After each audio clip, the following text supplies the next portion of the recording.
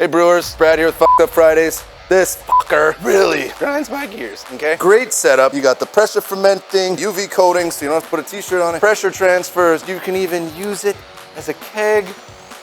Everything is so great, unless you want to put your fucking dry hops in the thing. Like,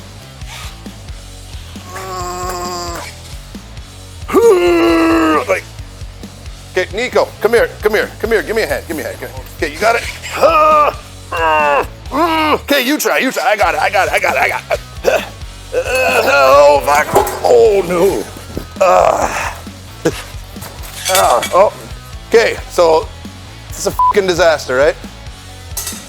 Give me a second, I think I heard my butt. Oh, no. Okay, we're back. I kind of landed on the edge of this I brought in because, you know, I thought, what the hell kind of tool? If I don't have the actual Fermzilla tool that they sell, it's not always in stock, you might not have it. It's basically an oil filter wrench, like this guy here that I brought from my home shop. I also brought this giant pair of channel locks. Like, do we really need this kind of stuff to get into this? Like because we can't find the proper tool? Like this doesn't even, look at the size of this, it doesn't even fit. It's not even big enough.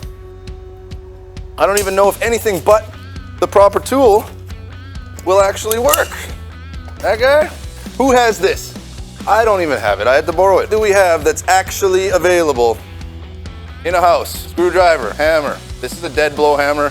Doesn't need to be a dead blow hammer. Could be a frickin' baseball bat, it don't matter, as long as you hit stuff with it. Now, I could have saved myself a whole bunch by just going.